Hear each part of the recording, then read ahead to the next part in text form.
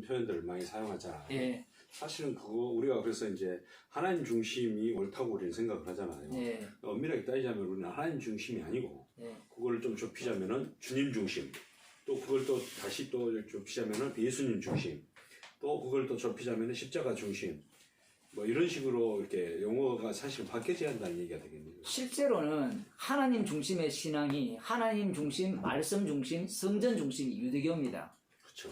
그걸 먼저 알아야 돼요.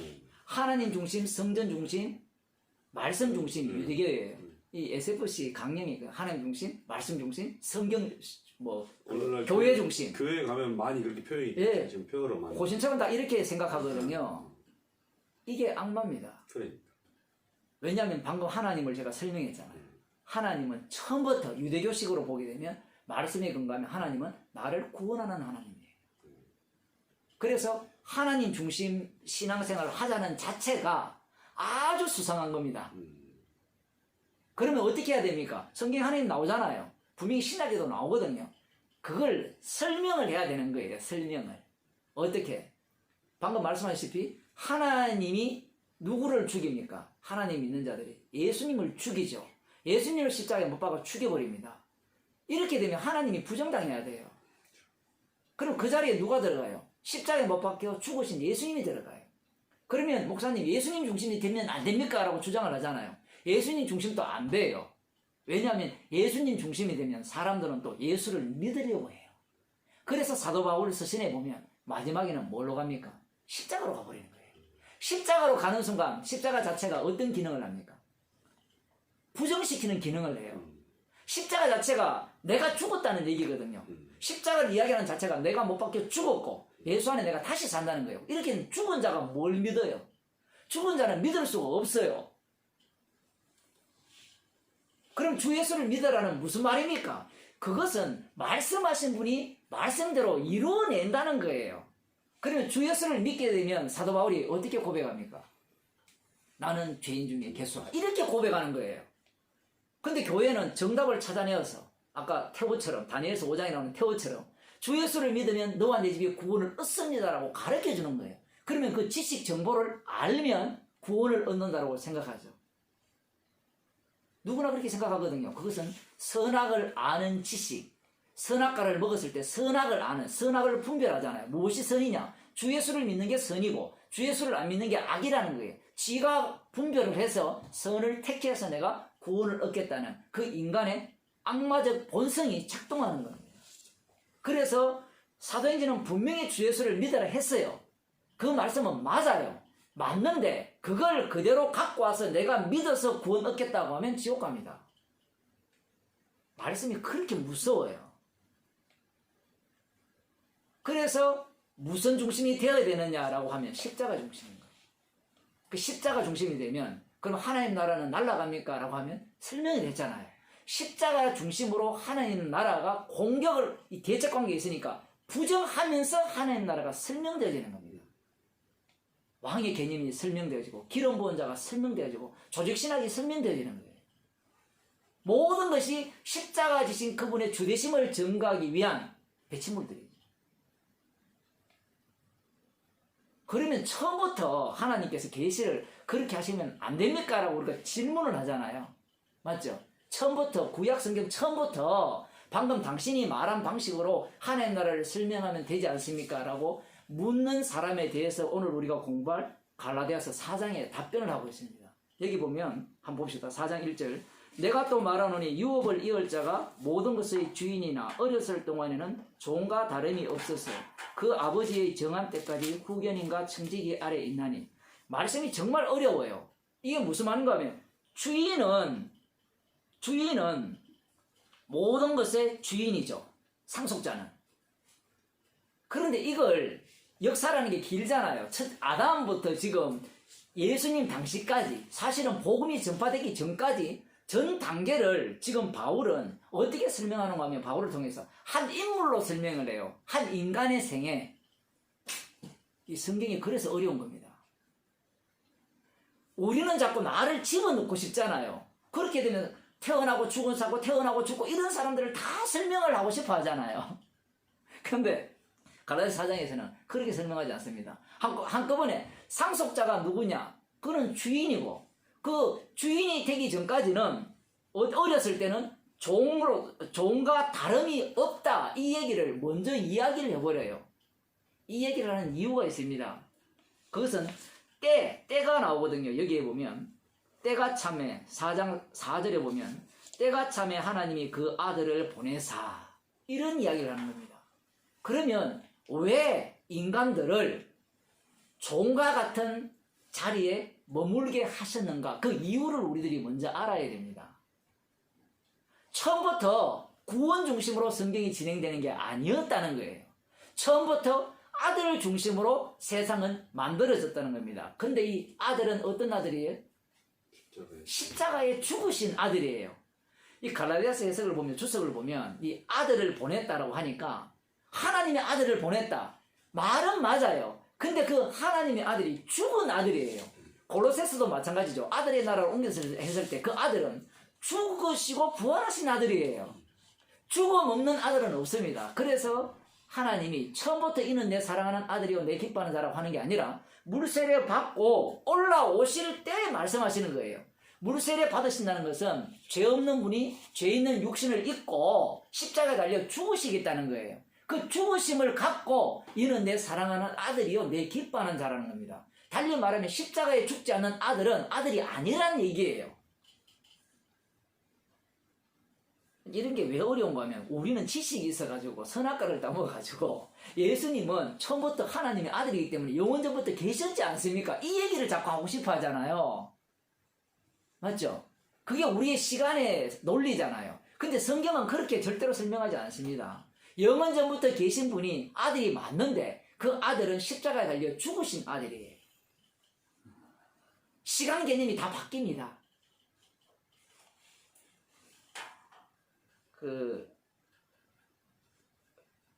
스텔라, 무슨 스텔라 영화 있죠? 무슨 스텔라입니까? 인터스텔라. 네. 거기에 보면 시간이 막 얽히잖아요. 굉장히 과학이 진짜 뛰어난 거예요. 근데 성경은 그 과학을 넘었으니까 아무것도 아니에요. 시간 개념이 완전히 뒤바뀌어 버려요. 먼저 된 자가 나중 되고 나중 된 자가 먼저 되고.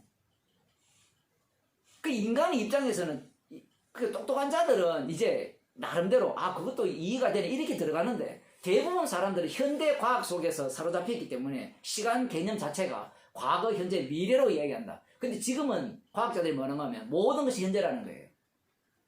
모든 것이 현재인데 다방면으로 표현될 뿐이다. 이렇게 표현을 해요. 되게 똑똑하죠. 중요한 것은 십자가가 안 나옵니다. 그렇게 해도. 지금 여기에서는 처음부터 아들을 증거하기 위한 창조예요. 그래서 아들을 증거하려면 때가 있어야 돼요. 때가 차야 돼요. 그러면 이 때가 참여라는 것은 가득 채워지다는 거거든요. 때가 차는데 가득 채워지는데 이 때라는 것이 뭐로 나오는 그 단어가 이 호라라는 단어로 나오는데 보통 카이로스라고 이렇게 표현하는데 제가 이 헬라어를 오늘 다 찾아봤거든요. 많이 거의 한 50개 이상을 찾았어요. 이 사복음서에 나오는 때를 찾아보니까 대부분 단어가 호라 단어예요.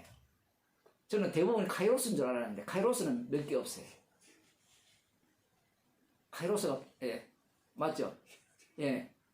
시간 개념이 크로노스, 카이로스, 아이온 개념이 있는데 지금 거의 다 호라라는 단어를 써요. 이거는 별로 중요한 게 아니라 이 때가 찼다는 말은 이 공간적 개념이잖아요. 때가 있는데 시간이 있는데 시간을 채웠다는 거거든요. 그러면 이게 뭘로 채웠느냐 이거거든요. 천지 창조부터 시작해서 예수님이 오시기까지 십자가에 죽으시기까지 뭘로 채웠다는 겁니다. 그러니까 이 채우는 내용이 지금 그 내용이 뭔가 하면 정한 때까지 어떻게 청지기와 후견인 아래 가두어두는 거예요. 아니 왜 가두어둡니까? 처음부터 구원하면 되지 않아요. 우리의 마음은 이런 마음이잖아요. 처음부터 예수님 보내가지고 차라리 선악과 만들지 말고 그냥 바로 천국 넣으면 안 됩니까? 그런 생각 많이 해봤죠. 아이고 하나님이 선악과 만들고 아이고 마귀도 하나 통제 못하는 하나님, 그게 무슨 하나님이냐? 그게 우리들이 생각하는 하나님 개념이거든요. 그거 다 우상입니다. 하나님이라고 생각하면 다 그렇게 생각해요. 그런데 갈라디아서를 보니까 그게 아니고 이 아들, 때가 참에 아들을 보내주기까지는 모든 인간이 후견인과 청지기 아래, 달리 말하면 율법 아래 있어야 된다는 겁니다. 사망이 왕노릇하는 가운데 살아야 된다는 글이에요. 근데 뭐가 차야 되느냐 하면 때가 차야 된다는 거예요. 그 때가 시간을 달리 표현하면 시간 속에는 무엇이 담겨 있습니까? 어려운 용어지만 시간 속에는 사건들이 담기죠. 일들이 담기잖아요. 그 일들이 가득 찼다는 겁니다. 때가 찼다는 건 호라는 시간 개념이니까. 그 시간 속에 사건이 가득 찼는데 그 내용을 들여다보니까 구약 선지자들이 예언한 종말의 때가 왜 찹니까? 심판의 때죠. 그 심판이 왜 이루어지는가? 그것은 죄가 관영하기 때문에 죄가 풀로 차면 하나님의 심판이 이루어집니다. 대표적인 예가 소돔과 고모라. 그 다음 가나안 땅. 때가 그 죄가 관영할 때까지 가득 찰 때까지 기다렸다가 하나님께서는 심판을 하는 거예요. 노아홍수 심판도 마찬가지고 그것을 잠깐 보여주다가 그것을 그림자로 보여준 거죠. 구약에서는. 그러다가 예수님이 오신 거예요. 예수님이 오셨다는 것은 때가 찼다는 겁니다. 그럼 때가 찬 모습이 어떤 모습이냐 했을 때는 구약에 보면 가나안 백성은 우상을 섬겼죠. 그럼 소돔과 고모라는 우리가 볼 때는 뭐 윤리적으로 문제가 있다, 동성연애가 문제가 있다, 뭐 이런 이야기를 많이 하잖아요. 그죠? 이스라엘 백성들이 멸망당한 이유는 뭡니까? 하나님 말씀에 순종하지 않아서 우상숭배에서 멸망당했잖아요. 그러면 때가 찼다고 했을 때, 그러면 그 당시에 유대인들은 어때 했을까라고 우리가 추론을 내보면 우상을 숭배하든가 말씀대로 살지 않든가 안 그러면 뭐 음란하게 살든가 그죠? 동성연애를 하든가 뭐 이런 문제들이 있을 거라고 생각을 했는데 사복음서를 들여다보면 그런 내용이 하나도 없어요. 우상숭배도 없고 동성연애도 없습니다. 그러면 무엇이 있느냐? 말씀대로 살아가는 바리새인과 서기관들이 있어요. 그들을 두고 예수님이 뭐랍니까? 음란한 세대라고 이야기하는 거예요. 그러니까 때가 차는 그 모습들이 네. 아까 음란일 수도 있고 뭐 구약에는 그렇게 나왔는데 그러니까. 신약의 그 때 차는 모습이 어떻게 이들이 악이 관영하냐라고 했을 때는 악이 가득 차느냐 했을 때는 우리가 예상하는 방식으로 악이 가득 차는 게 아니고 말씀대로 살아가고 말씀대로 기다리는 방식으로 악이 차는 거예요. 독특한 구조죠. 이거 이해하셨어요? 심판을 하려면 심판받을 이유가 있을 거 아니에요. 그러면 소돔과 고모라는 음란했고 악이 하나님 보시기에 관영했기 때문에 심판을 한 거잖아요. 노아홍수 심판도 마찬가지고. 그러면 예수님 당시 예수님이 오셔서 도끼 들고 왔잖아요. 심판을 하려면 심판의 근거가 있어야 될 거 아닙니까? 그 근거가 구약에 근거하면 우상숭배하든지 말씀대로 살지 않든지 그저 음란하든지 그렇게 했을 때 심판을 내려야 될 거 아닙니까? 그런데 예수님 앞에 선 바리새인과 서기관들은 말씀대로 살았다는 거예요.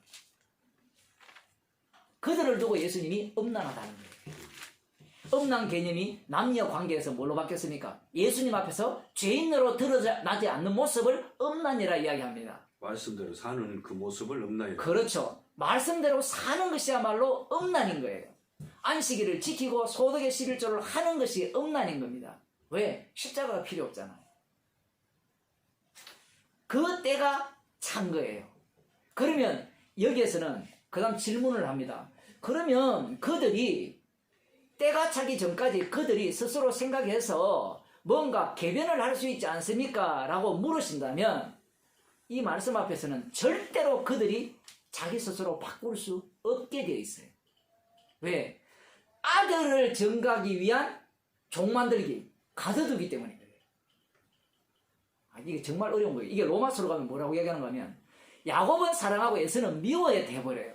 노골적으로. 바로를 강팍해버렸어요. 바로가 강팍한 이유가 그 원인이 자기한테 있는 게 아니라 바로에게 있는 것이 아니라 하나님께 있어요. 들어보셨어요?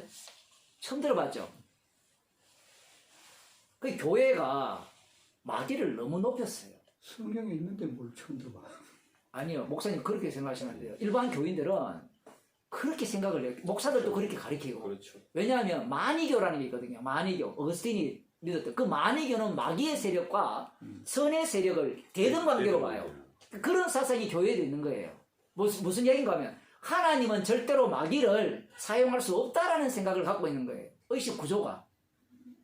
하나님은 절대로 악을 행치 않는다. 이미 신학교 다닐 때 다 배워버렸잖아요. 그죠? 신학교 다닐 때 하나님은 악을 행치 않는 분이다. 성경에 나와 있거든요. 또 시편에. 하나님을 내가 다 들었죠. 그죠? 목사님 수준에서 들으시면 안 돼요. 그래서 교회에서는 그렇게 가르치거든요. 그러니까 방금 제가 그런 표현을 하면 이해를 못하는 거예요. 성경에 나와 있거든요. 바로를 강팍케 하신 분이 하나님인 거예요. 그러면 교회는 어떻게 설명하는가 하면요. 바로가 강팍하신 하나님 맞는데 바로가 강팍했기 때문에 강팍케 하신 그다라고 설명을 하는 거예요. 그 원인을 바로한테 두는 겁니다. 그래야 사람들이 죄의 책임을 하나님 앞에 안 돌리게 돼 있거든요. 맞죠? 그렇게 배웠잖아요. 저희 일반인들은 이제 바로 얘기는 그렇게 이제 좀 있지만 이렇게 포커스가 맞춰주지 만큼 비중 있는 인물이 아니고 예. 일반인들 평신도들 관점에서는 그 개념을 지금 어디다 두고 사람들이 논하고 토론하냐면 유다죠. 유다. 그렇죠. 이스라엘. 유다가 이스라엘이죠. 예, 유다가 이제 하나님을 팔 때 예. 그 제자 중에 예, 가룟 유다. 예. 가룟 유다가 예. 하나님을 팔 때 그것이 유다의 문제냐 하나님의 문제냐 가지고 예. 평신도들은 예. 많이 토론을 예. 하거든요. 같은 이야기입니다. 예. 같은 이야기인데. 그래서 그 얘기는 예. 이제 그걸 또 목사님들은 포커스를 두고 잘 강의를 안 해요. 못하죠. 그냥 일반인들 간에 예. 그것을 서로 이제 이게 그러면 유다가 정말 나쁘냐. 그러니까 일반인들은 그런 회의를 품는 거죠. 예. 처음부터 얘는 그렇게 짊어진 인생이면 참 불쌍한 애 아니냐. 유다가 예. 제일 희생자고 예. 또 그 누구냐 예서. 최후의 유혹이라는 책 혹시 읽어보셨습니까?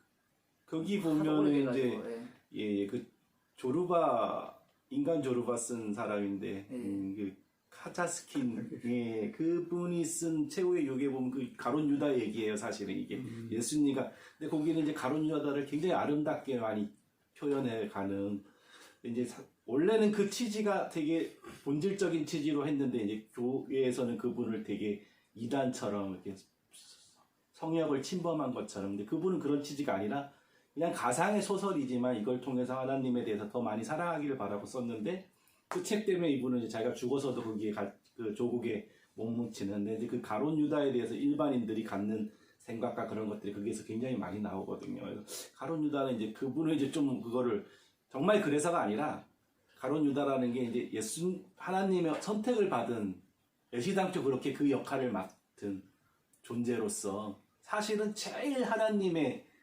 베드로나 이런 애들이 아니라 정말 예수님과 하나님이 하고자 하는 거에 제일 순종한 역할을 한 사람이다. 뭐 이런 식으로 막 풀어가는 것도 있어요. 가룟 유다 공로설이라 하거든요. 예, 가룟 유다가 없었으면 십자가가 발생하지 않았다 이렇게 표현을 하는데 그러니까 지금 중요한 거는 뭔가 하면요. 그 사람의 관점도 역시 유다 중심이에요. 사람 중심이에요. 예. 그래서 성경은 사람 중심이 아니에요. 근데 이제 그분은 예. 이제 그거를 유다 중심으로 놓고 그렇게 쓰라는 게 아니라 그냥 예. 소설적인 재미를 예. 위해서 그렇게 했는데 일반 소설적인 재미 정도가 아니라 본 관점이 굉장히 탁월해요. 그러니까 사람들이 그 사람 엄청 좋아하거든요. 예, 저도 사람들이 얼마든지 그렇게 볼 수 있는데 가장 근본적인 문제가 뭔가 하면요. 이미 가둬져 있어요. 그러니까 가룟 유다가 특별히 나쁜 게 아니고요. 12제자가 다 악해요. 가룟 유다는 다 악한 자들 중에 그들의 대표자로서 그 역할을 한 거예요. 그리고 나머지 11자들은 착하냐? 착한 게 아니고요. 모두가 다 지옥 갈 자들입니다. 지금 갈라디아 4장에서 그 얘기를 하는 거예요. 모든 자들을 가두어 둔 거예요. 뭘 위해서? 12지파는 이스라엘을 대표하거든요. 이스라엘의 그 4,000년 그 기간을 12지파 3년을 갖고 다 설명을 하는 겁니다. 표현을 하면. 그 3년을 갖고 설명을 할 때 그 대표적인 자들이 가룟 유다가 될 수도 있고요. 베드로가 될 수도 있고 빌립이 될 수도 있고요. 안드레가 될 수 있고 야고보가 될 수 있는 거예요. 그들의 하나의 몸짓이 하나의 지체잖아요. 아담이거든요. 로마서 5장에 의하면 아담의 지체란 말이에요. 그러니까 손가락 하나를 지시했는데 여기에 베드로가 표현을 했다면 이 베드로의 표현은 곧 가룟 유다의 표현이에요. 다른 11제자의 표현이라 이 얘기예요. 지금 그걸 성경을 볼 때 그게 어려운 거거든요. 그래서 지금 이 유업을 이을 상속자가 되기까지는 아들이 나타나야 되거든요. 진짜 상속자가 나타나야 그 상속자로 인하여서 상속자가 됩니다. 아들의 명분을 얻게 되거든요. 성령을 받게 되어가지고 그때까지는 모든 인간이 종로로 돼야 돼요. 죄 아래 갇혀야 됩니다. 그 갇혀져 있다라는 모습을 예수님께서 제자들을 불러서 3년 동안 데리고 다니면서 보여주는 겁니다. 그래서 3년 동안 가르치고 경험시키고 실제로 실습까지 했죠. 병자도 고치고 복음을 전했습니다. 그 결과가 무엇이냐라고 하면 가룟 유다로 표현되어지고 베드로로 표현되어집니다. 그러니까 가룟 유다가 특별히 나쁜 게 아니에요. 특별히 나쁜 게 아니고 다 특별히 나빠요. 누가 그렇게 하셨느냐? 오늘 갈라디아서에 하면 주님이 그렇게 하셨어요. 왜 그렇게 하셨습니까? 아들 증거하게 하기 위해서. 그러면 가룟 유다는 왜 지옥을 가고 나머지 11제자는 어떻게 천국에 갈 수 있었습니까? 라고 물으신다면 그 이유가 요한복음 6장에 나오죠. 예수님이 내 살과 내 피를 먹고 마셔야 하느니 영생이 없다니까 많은 제자들이 다 떠났어요. 그럴 때 너희도 가르느냐라고 물었어요. 그럴 때 베드로가 뭐라니까 주여 영생의 말씀이 여기 계시면 우리가 니게로 가겠습니까? 라고 하는 거예요. 이 말의 의미는 우리는 제대로 선택을 하고 제대로 알았다는 거예요. 베드로 입장에서는 자기들이 잘나서 남아있다는 겁니다. 근데 예수님의 말씀은 내가 너희 12를 택했다라는 거죠. 그러나 너희 12 중 하나는 마귀라는 겁니다. 주님은 처음부터 하나는 마귀로 택했고 다른 11은 긍휼의 그릇으로 택한 거예요. 그게 로마서 8장 9장에 나오거든요. 야곱은 사랑하고 예수는 미워한 거예요. 태어나기 전부터 창세전에 에베소서에 하면 창세전에 그리스도 안에서 택해버렸어요. 왜 그렇게 하느냐? 그 이유는 인간의 행위를 감히 못 시키기 위해서 그래요. 감히를 못 시켜요. 그러니까 이제 인간의 입장에서는 왜 그러셔야 합니까? 라는 게 이제 그 이게 죄인 거죠. 그 이유를 설명하는 거예요. 여기서 아들 때문에 그래요. 아들. 세상의 중심과 우주의 중심은 선악과를 따먹은 인간의 입장에서는 나예요. 나. 내가 주인공이에요. 그래서 아까 천국 이야기할 때 내가 천국 가야 되고 내 가족이 천국 가야 되는 거예요. 남은 지옥 가든 상관이 없습니다. 아무 관계 없거든요. 나는 가야 되고 내 가족은 가야 되고 우리 집은 망하지 않아야 돼요. 우리나라는 망하지 않아야 됩니다. 다른 나라가 멸망하든 어떻든 상관이 없는 게 우리 인간의 모습이에요. 본질이에요. 그건 선악과를 먹기 때문에 그래요. 그 질문 자체가 왜 발생하는지 했을 때는 관심이, 모든 인간의 관심이 아까 부자와 거지 이야기 했잖아요. 다 나에게 있기 때문에 그러면 왜 나에게 있습니까? 라고 물어야 돼요. 나에게 있는 이유는 우리가 마귀 새끼이기 때문에 그래요. 악마의 종이기 때문에 항상 나 중심이에요. 근데 하늘로부터 오신 예수님은 누구 중심이었어요? 아버지 중심이죠.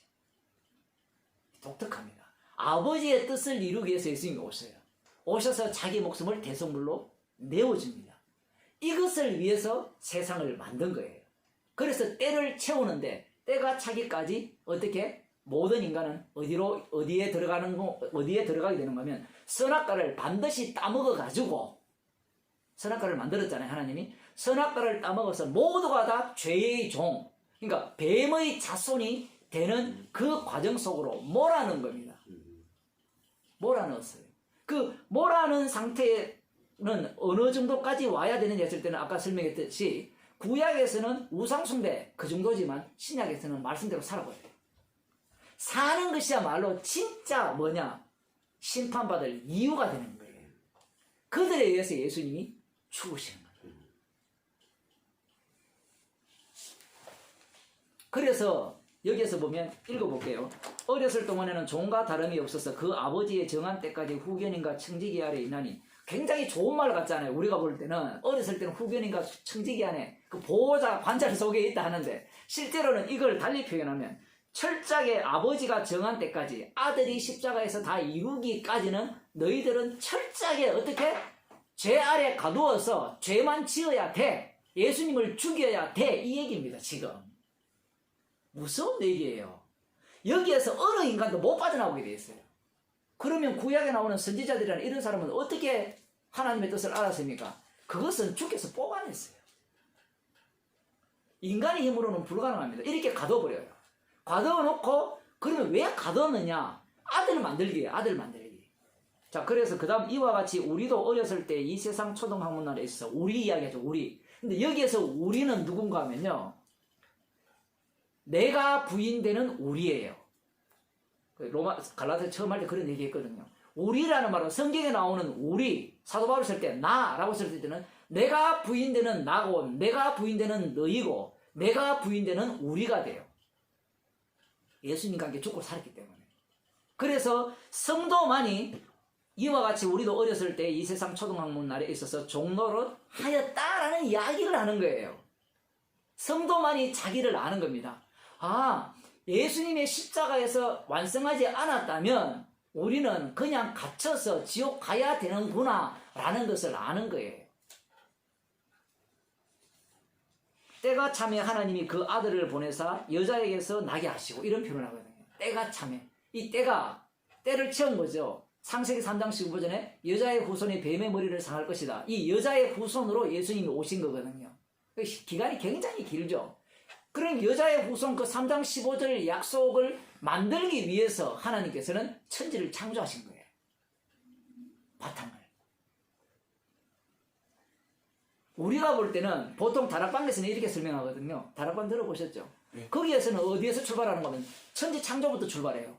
창조 세계 에덴 동산은 완벽했다는 거예요. 그 완벽한 세계에 선악과를 인간이 따먹고 난 이후에 이 세상은 그 에덴에서 쫓겨나서 지옥의 생활을 한다는 겁니다. 마귀가 왕노를 하는 세계를 한다는 거예요. 그래서 그들은 다시 어디로 가려고 하는 겁니까? 에덴 동산으로 들어가려고 해요. 들어가는 방식은 예수님께서 마귀의 일을 멸하러 오시기 때문에 예수를 믿는 자는 마귀의 일이 멸했기 때문에 이제는 우리가 예수님께 기도하고 예수님 이름으로 부르짖으면 에덴 동산으로 넘어갈 수 있다는 주장이 다락방 주장이에요. 근데 성경은 에덴 동산 가는 게 목적이 아니에요. 어디가 목적이라 했습니까? 아들, 십자가에 못 박힌 아들을 증거하기 위한 창조예요. 그러니까 다락방이 이단입니다. 비슷한 것 같은데 완전히 다르죠. 똑같은 거예요. 다락방이든 신천지든 모든 것들이 자기 구원 중심, 자기 구원 중심. 그래서 아까 제가 다락방만 아니라 그렇게 말씀하시면 기존에 있는 장로교 모든 교회 이단이고 제가 지금 그 얘기를 지금의 목사들은 자기의 밥벌이들을 위해서 지금 그렇죠. 하는 거 아닙니까? 지금 그 얘기하는 거예요. 제가 지금 말씀을 드리면서 느끼는 부분은 뭐냐면 이게 이제 복음이라면 교회에 나와서 말씀을 듣는다는 게 굉장히 고통스러워야 되는데 그렇죠. 교회에 나와서 지금 말씀을 듣는 것 자체가 굉장히 고통스러운 과정을 교회에서 겪어야 돼. 왜냐면 끊임없이 너는 이런 설교를 하니까 죽어야 되는 존재인데 너는 안 죽고 너는 사탄의 자식이고. 근데 이제 목사님들은 안 그렇거든요. 근데 그분들도 그러면 따지고 보면은 이단이고 지금 제대로 된 메시지를 주지 못하는 거 아니에요? 지금 그래서 제가 하시는 말씀이 틀린 거 하나 없어. 하나 없는데 일반인들은 못 들을 이야기 지금 하는 거야. 지금 비밀을 이야기해. 유대교 있죠. 아까 제가 유대교를 설명했죠. 심각해. 1부 때. 그러니까 유대교를 제가 설명한 이유가 거기에 있는 거예요. 그러니까 지금 교회가 유대교의 아류입니다. 그러니까 유대교에서 저도 못 벗어났죠. 지금의 목사님들의 강해 설교는 초중고생들 대상으로 해야 되는 거고 성인들한테는 그 본질적인 것들을 계속 던지면서 고통 속에서 이 신앙생활을 하게끔 해야 되는 게 목회자들의 역할인데 그렇지 않아요. 교회를 유지하기 위한 설교고. 근데 그 목회자 자신이 복음이 뭔지를 모르니까 그렇게 할 수밖에 없어요. 몰라서 그런 건지 지금 모르는 거죠. 몰라서 그런 게 아니라 알아서 그런 건지 잘 모르겠습니다. 알아도 이게 초등학생 다르고 대학생 다르고 이게 수준이 다르기 때문에 그거 이야기해도 초등학생 수준의 이야기해도 못 알아들어.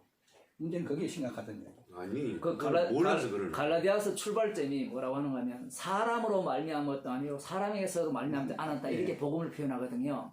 그래서 제가 또 이 얘기를 기존 목회자한테 하면 또 이단이라고 하실 거라고요. 이단이에요. 왜 이단인가 하면 그 기존 장상하게 이단이죠. 왜냐하면 십자가 외에는 자랑할 게 없습니다. 그 신천지나 이런 자들의 문제가 뭔가 하면 자기들은 절대로 이단이 아니라고 해요. 그러니까 십자가 필요 없는 자들입니다. 그리고 기존 교회 목사님들이 제가 이렇게 하는 얘기를 하시면 이단이라 할 겁니다. 왜? 그들의 아까 방금 말했듯이 복음을 몰라요. 1번은. 2번은 알아도 복음을 안 전해요. 갈라디아 교인처럼. 사람을 기쁘게 하기 때문에 그래요. 근데 사람 중에 누가 웃음이라 했습니까? 설교자 자기가 웃음이잖아요. 이렇게 설교를 하면 교인들이 어떻게 될까요? 안 오겠죠. 안 오죠. 왜냐하면 교회 오는 목적이 이미 정해져 있잖아요. 구원받고 그렇죠. 영생 얻고 행복하고. 잘 살고 아까 이야기 내 부모 내 자식 건강하고. 우리는 마귀의 자식이라는 그 말씀을 어떻게 이해하세요? 저는 듣고 보니까 맞는 것 같아요. 아니면 마귀의 자식이라기보다 하나님의 창조물이니까 피해가고 싶고요. 네, 저는 마귀의 자식이라고까지는 뭐 생각은 못 하겠고 그냥 하나님의 창조물인데 뭐 전적으로 대부분의 인간들이 이제 저는 지금 감히 뭐 지금 이 베이스 자체가 저는 지금 기존의 신앙인들만도 못한 베이스를 갖고 지금 살고 있어가지고요. 뭐라고 말은 못하겠지만 어찌됐건 뭐 지금 아까 마귀의 자식이라는 거는 그 요한복음 8장에 있는 그 이야기를 하는 예, 거예요. 근데 그게 크게 거부감이 느끼지는 않고 이 제가 본문에- 오늘 이제 말씀을 저번에도 처음 왔고 이번에 이제 또 한 몇 개월 만에 또 두 번째 듣는데 말씀이 참 저한테는 굉장히 맞는 말씀인데 오늘 이렇게 듣다가 무슨 생각이 드냐면 내가 여기 와서 이 설교를 계속 듣다 보면 말씀 세뇌 지금 당하기는 마지막 골치 아픈데. 지금 목사님의 설교가 시시해서 들을 수가 없을 것 같아요. 그렇죠. 솔직히 제 마음이 왜냐하면 그래요. 목사들이 지금 공부를 계속 마- 예. 다니엘 얘기를 지금 강해를 지금 몇 주차 하시는데 예. 사실 제 스타일은 어떤 주제를 놓고 설을 넘나들면서 그 주제의 포커스에 맞춰야 되는데 지금 우리 설교는 지금 중고등학생들 설교거든요. 근데 이게 진짜 너무 이렇게 평안한 설교니까. 근데 여기는 어찌됐건 찌르는 설교잖아요. 네가 신앙에 대해서 어떻게 그게 어떤 답을 선택하는 거는 성도의 몫이지만 본인의 몫이지만 제가 이 진리를 들었다고 해서 제가 진리를 택하지도 않을 것이며 오히려 지금 평안한 교회에서 그분들의 평안한 시기에 지금 말씀하신 잘못된 믿음을 가지는 분들이 어찌됐건 저보다는 훨씬 더 고차원적인 신앙적인 생활을 하실 텐데 저는 그만도 못하는 사람인데 뭐 어찌됐건 뭐 그런 생각이 이제 많이 들어요. 지금 이 얘기를 자꾸 사실은 되게 욕심이 많이 나는 설교 말씀인데 제가 이거 계속 듣다 보면 우리 목사님 설교가 너무 짜증이 나고 못 들을 것 같아요. 저는 안 되겠어요.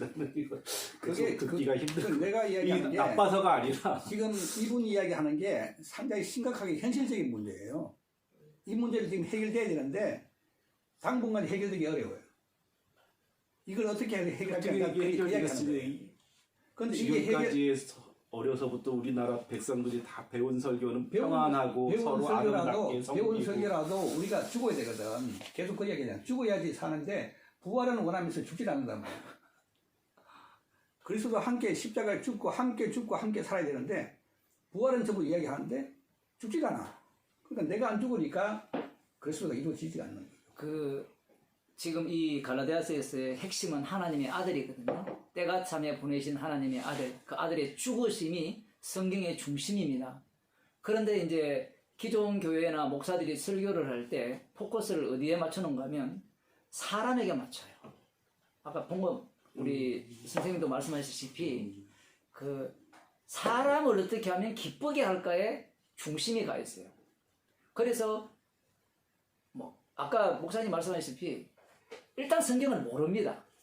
목사들이. 그럼 당신이 어떻게 그렇게 단정하느냐라고 하면 목사들은 성경에 관심이 없어요. 제가 신학교를 다녔지만 1학년 때는 조금 관심이 있어요. 근데 관심 없는 사람들만 봐가지고 예, 아니 저희 학교는 공부 열심히 하는 부류인데 공부해야 하지. 네. 공부해야 하지. 그 중요한 것은 전부 다 생존과 관련돼 있어요. 생존. 먹고 사는 문제. 그러니까 먹고 사는 문제거든요. 그 교회를 가보면 똑같이 우리 교수님과 같은 분들이 다 계시잖아요. 그러면 이런 설교를 할 수 있겠습니까? 담임 목사가 당장 잘라버리겠죠. 못 먹고 사는데. 그러니까 알아도 외치는 순간 잘려버리고 그걸 먼저 자기가 눈치를 채는 겁니다.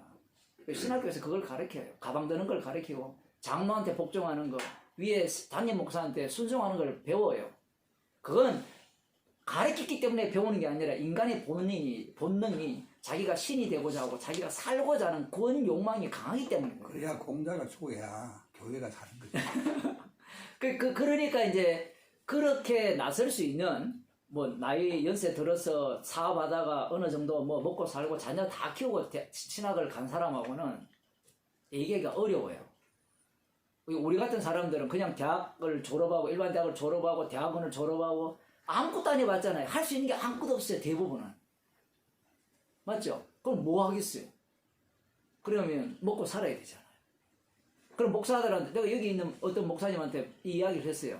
그러면 당장 하는 질문이 교인들이 알아듣습니까? 이야기. 그러면서 자기는 알아듣는데 내가 볼 때 못 알아듣거든요. 그러니까 교인 두려운 게 뭔가 하면요. 복음이라는 것은 아까 설명했잖아요. 사람으로 말미암은 게 아니에요. 제가 설교에서 교수님이 알아듣는 게 아니에요. 방식은 설명하고 설교하는 방식인데 깨닫게 하는 분은 따로 계세요. 그러니까 두려움 없이 복음을 전하면 되는 거고 그게 정인이거든요. 여기에서도 본문 중심이 뭔가 하면 아들 중심이에요. 아들 중심. 아들을 위해서 모든 사람을 가둬둔 거예요. 그러면 성도는 아들을 위해서 다 가둬줬구나 이렇게 나오면 되는 거예요. 그러면서 이제 뒤에 나오는 얘기가 뭔가 하면 여자에게 나게 하시고 있습니다. 여자의 후손은 예수님밖에 없죠. 그죠? 그러면 여자의 후손만이 뱀의 머리를 상하게 할 수 있죠. 어떤 인간도 거기에 개입할 수 없습니다. 그러면 성도는 마귀와 싸워서 이길 수 있습니까? 없습니까? 못 이기죠. 아들만 이기죠. 그래서 성도는 마귀와 싸우려고 하는 게 아니라 십자가를 전하죠. 독특해요. 성도는 십자가를 전하고 유다서에 보면 성도는 판단을 하지 않습니다. 증거를 하죠. 모세의 시체에 대해서 변론을 할 때 주께서 판단하시기를 원한다 이렇게 표현을 하거든요. 그러니까 성도는 정인이 되는 거예요. 판단을 하는 게 아니라. 조금 뒤에 보면 율법 아래에 나게 하셨다 하죠. 율법 아래. 율법 아래에 났다는 것은 예수님이 저주 가운데로 들어왔다는 거예요. 그러니까 이 긴 역사 뭐 15년, 40억 년, 45억 년 해도 괜찮아요. 어쨌든 그 긴 역사 사실은 4,000년밖에 안 되는데 그 4,000년의 그 세월을 어디에 하나님은 딱 압축시키는가 하면 율법 아래로 압축시켜버려요. 이건 좀 과격한 표현이잖아요. 왜 율법 아래에 다 압축시키느냐. 율법 아래 아들을 태어나게 하기 위해서 여자의 후손으로 태어나게 하기 위해서 그분이 십자가 짐으로 말미암아 그분만을 하나님의 우편의 자리 심판주의 자리에 올리겠다는 게 아버지와 아들과 영원한 계약이에요. 언약이에요. 약속이란 말이에요. 여기에는 인간이 들어갈 자리가 없어요. 그러면 어떻게 인간이 들어가느냐 물으신다면 이 아버지와 아들과의 언약을 이루기 위해서 그 자리에 무엇을 집어넣는가 하면 긍휼의 그릇과 진노의 그릇을 집어넣은 거예요. 거기에서 나온 게 구원이고 거기에서 나온 게 지옥이에요. 그 중에 하나가 가룟유다고 그 중에 하나가 나머지 11 제자예요. 중심이 바뀌어버렸어요. 예수님의 죽으심 중심으로 세상은 둘로 쪼개지는 겁니다. 그 뒤에 보면 이런 얘기가 나오거든요. 우리로 아들의 명분을 얻게 하려 하심이라. 되게 신나는 얘기입니다. 하나님의 아들의 명분을 얻은 거예요. 이 로마서 8장에서는 성령을 받았기 때문에 우리가 하나님을 여기도 나오죠. 아바 아버지라 부른다. 아빠라고 이 아람어인데 친근하게 아버지를 부른다. 뭐 이런 표현이거든요. 그렇게 우리를 불러서 아들의 명분을 얻게 하려 한다. 아들이 명분이 되면 무엇이 됩니까? 아까 나왔죠. 상속자가 되죠. 그런데 아들의 명분이잖아요. 그런데 진짜 아들은 누구밖에 없습니까? 예수님이죠. 그러니까 아들의 명분을 얻는 것과 아들은 달라요. 이게 중요합니다. 그래서 아들은 예수님밖에 없죠. 그래서 예수님만이 아들이고 우리는 양자죠. 로마서 8장에 양자라고 합니다. 그 양자는 무슨 일을 하는가 하면 맏아들을 증가하는 양자예요. 그래서 아들의 명분을 얻어서 성령을 받았기 때문에 아버지께 기도를 하는데 그 기도하는 내용이 아들의 명분이니까 아들의 이름으로 사는 거잖아요. 그래서 요한복음 16장에 보면 내 이름으로 기도하라거든요. 그러니까 성도 인생은 모두가 다 예수 이름 안에 합류된 인생이 되어버려요. 내 인생은 없어요. 어떻게 살더라도 내 인생은 없어요. 성도는. 내가 나를 위해 살았다 하더라도 내 인생은 없습니다. 성도는. 구약 이스라엘을 보면 정말 재밌잖아요. 지 맘대로 살았는데 지 인생이 없어요. 모든 것이 언약 속에서 움직이는 인생입니다. 그래서 지금 아들의 명분을 얻게 하려니까 교회에서는 우리는 하나님의 아들이다. 제가 그저께도 어느 설교를 들었는데 우리가 작은 예수입니다. 성령을 받았으니까 기름 부음을 받으니까 우리가 예수라고 하는 거예요. 정신병자입니다. 여기에서 아들의 명분이라는 것은 아들의 명분을 얻었으니까 상속자가 되었으니까 결국은 누구를 증거하는가 하면 진짜 상속자를 증거하는 인생이라는 거예요. 그러면 십자가를 증거하겠죠. 이 갈라디아 핵심 십자가니까. 십자가를 증거하면서 그들은 아들을 증거합니다. 그런데 놀라운 것은 십자가를 증거하기 때문에 십자가 인생을 살아요. 독특하죠. 예수님은 자기 자신이 죽기 위해서 오셨잖아요. 그 죽으심 속으로 성도는 합류하는 겁니다. 그게 아들의 명분을 얻은 자예요. 그래서 이렇게 해서 뭘 하려고 하느냐? 창세기 보면 하나님께서 천지를 창조하시고 난 뒤에 6일째 된 이후에 이렇게 말씀하시죠. 생육하고 번성하고 땅에 충만하라거든요. 이게 나중에 노아 홍수 이후에도 생육하고 번성하고 땅에 충만하라 얘기가 나옵니다. 그러면 무엇이 충만해야 되는가? 창세기 그 선악과를 따먹기 전에는 하나님의 형상이 땅에 충만하기를 바랬고요. 노아 언약 이후에는 언약 안에 있는 자들이 땅에 충만하기를 바랬어요. 그럼 예수님이 십자가에 달려 죽으시고 부활하셔서 성령을 보내주셔서 땅끝까지 이르러 내 증인이 되라 했잖아요. 이게 충만하라는 거거든요. 땅끝까지 이르러 내 증인이 되면 주의 이름이 충만해지는 겁니다. 그 이름을 충만케 하기 위해서 주님이 아들의 명분을 자기 백성에게 주신 거예요.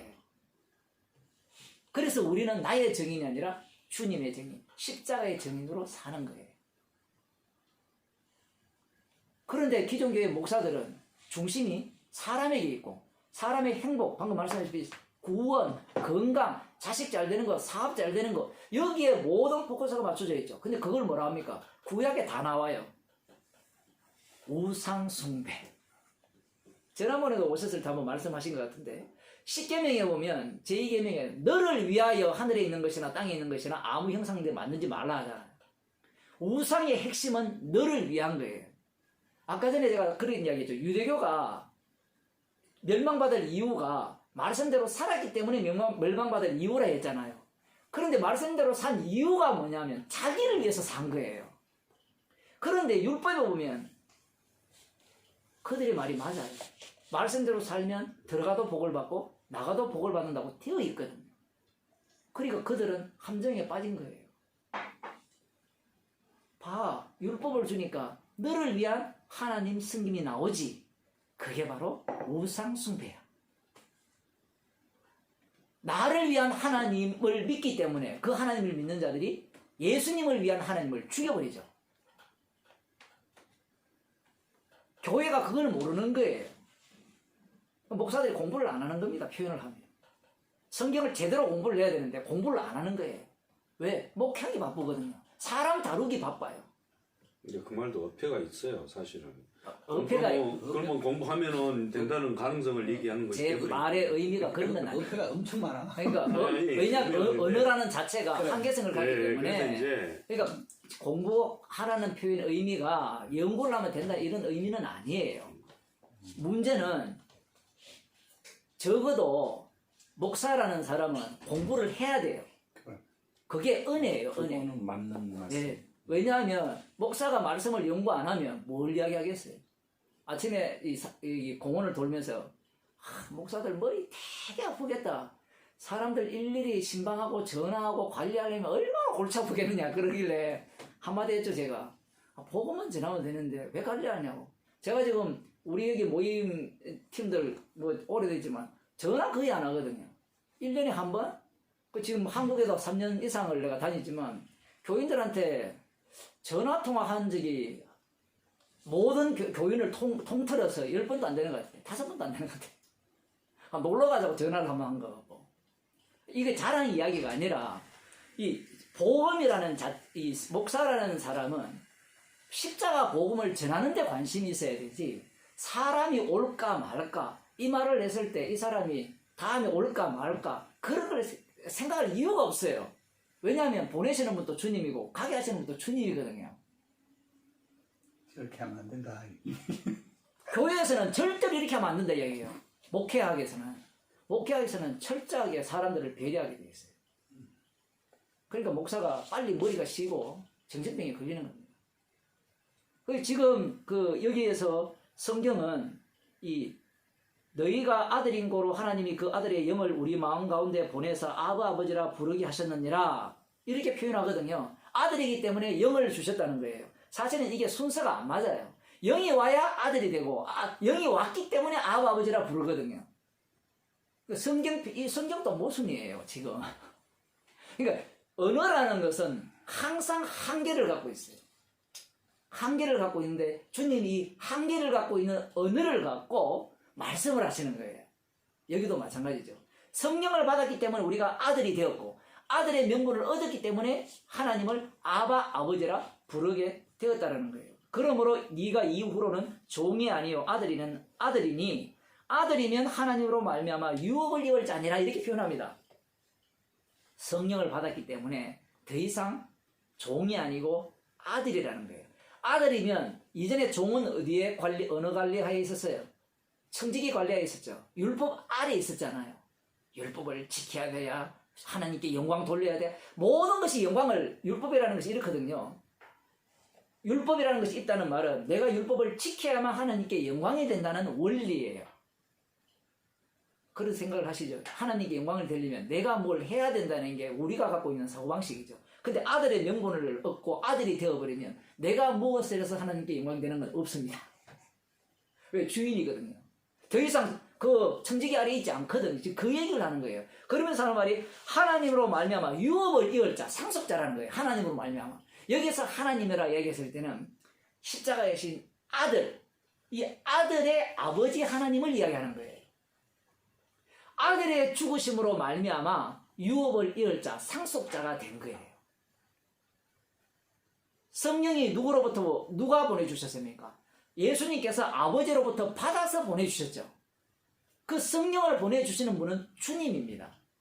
구약에서는 주가 누구예요? 여호와 하나님 주거든요. 신약에서는 십자가이신 예수 그리스도가 주님입니다. 그분이 성령을 보내주셔서 아들의 명분을 얻게 하시고 아들 되게 하셨고 아바 아버지라 부르게 하셨고 상속자로 만든 거예요. 지금 그 얘기를 지금 하고 있는 거예요. 그러니까 우리들은 상속자라는 겁니다. 그 주인이라는 거죠. 그러니까 더 이상 제발 율법을 갖고, 달리 말해 율법이라는 것은 행위를 유발하기 때문에 어떤 선악을 너 스스로 분별해가지고 이걸 행하면 선이지 이걸 행하면 악이지 그거 해서 구원받고 안 받고가 없다 얘기입니다. 그거 해서 하나님께 영광 돌리고 안 돌리고 없다 이거예요. 그러면 뭐만 있느냐? 십자가가 눈앞에 보이면 십자가 앞에서 모든 것이 뭘로 드러나요? 죄로 드러나는 겁니다. 이 얘기가 달라져 버리죠. 이 갈라디아 교인들이 율법을 끄집어내는 이유가 무엇인가 하면요. 뭐 오래전에 오셨으니까 율법을 끄집어내는 이유는 복음을 몰라서가 아니에요. 십자가의 피로 구원받는 걸 알아요. 성령을 통해서 아바 아버지라 부른 것도 알아요. 상속자가 되는 것도 알아요. 다 들었어요. 들었는데 문제가 뭔가 하면 시간이 지나니까 원래 본성이 튀어나오는 겁니다. 하나님께 영광, 이게 영광이 될까? 아니 십자가 피로 우리를 영광스럽게 하셨고 그 십자가 피만이 아버지께 영광이 된다 했는데 그 믿음 안에 내가 사는 것이 그냥 사는 것이 하나님께 영광이 될까 의문이 나오는 거예요. 왜? 선악과를 따먹기 때문에. 인간은 자기 행위를 통해서 행위를 갖고 늘 판단을 해요. 이게 옳은지 그른지 선한지 악한지. 죄책감. 예, 죄책감에. 그 죄책감에 빠지는 것이 악마에게 사로잡힌 거예요. 그러면 당신이 말하는 그 죄인 된다는 것과 죄책감에 사로잡히는 것이 무엇이 다릅니까? 라고 하면 죄책감에 사로잡히면 자기가 그 다음 내가 선을 행할 수 있다라는 그 의식을 갖고 있다는 거예요. 죄책감에 사로잡힌다는 건 저걸 내가 안 했어야 되지. 안 했어야 된다는 것은 내가 저걸 안 할 수 있다라는 자기 가능성을 지금 이야기하는 거예요. 근데 죄인이 된다는 말은 무엇을 해도 뭡니까? 십자가 앞에서 죄인이 되고 달리 말하면 이 가도뒀다 했잖아요. 무엇을 해도 십자가를 전가하기 위한 내 인생이 되는 거예요. 심지어는 내가 뺑소니를 하더라도 심지어는 내가 교통사고를 내 사람을 죽이더라도 갑자기 화가 나서 욕을 하더라도 그 모든 것이 그리스도 안에서 하나님께 영광이 되는 요소로 죄의 결과물로 사용하는 거예요. 참 어렵죠. 그러면 당신이 그렇게 말하면 그 어떤 목사님이 난 질문했거든요. 구원파와 뭐가 다르냐? 뭘 해도 그러면 십자가 영광 돌리는데 구원파가 뭐가 다르냐? 이 말을 듣고 아직도 무슨 말인지 못 알아듣는 거예요. 주님이 지금 일합니다. 주님이 일하는 현장이 성도가 그렇게 고백되어지는 모습이에요. 구원파는 뭔가 하면 주님의 일하심을 빼버리죠. 빼면서 뭐라 합니까? 내가 그걸 믿어요. 방금 제 설교를 듣고 어떻게 해석하는가 하면 그래 뭘 해도 죄니까 어떻게? 십자가에 다 이루었으니까 난 그거 믿고 내 마음대로 살자. 이게 구원파예요.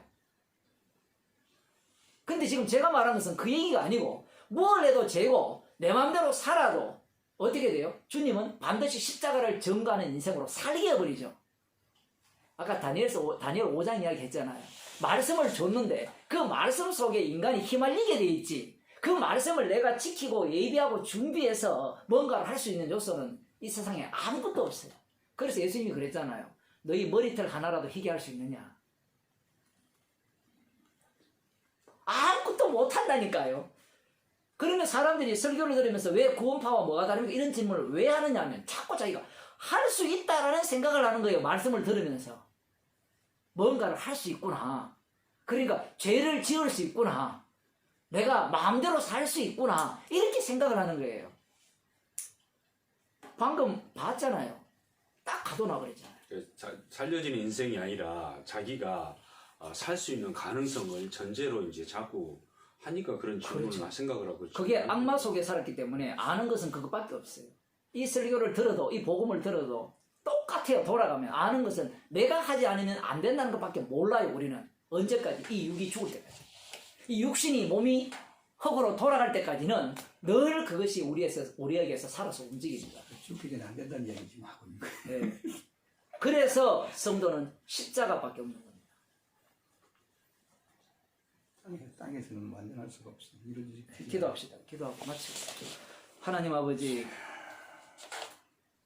십자가 지신 아들을 전가하기 위해서 세상을 만들었고 그 아들을 전가하기 위해서 주님이 오시기까지 모든 인간을 청지기 아래 가두어 두셨음을, 그것이 바로 주님의 놀라운 기묘한 일이요 주의 은혜를 전가하기 위한, 십자가의 사랑을 유일하게 돋보이게 하기 위한, 십자가 지신 예수 그리스도의 주되심만을 드러내기 위한 주님의 방식임을 저희들에게 알려주심을 감사드립니다.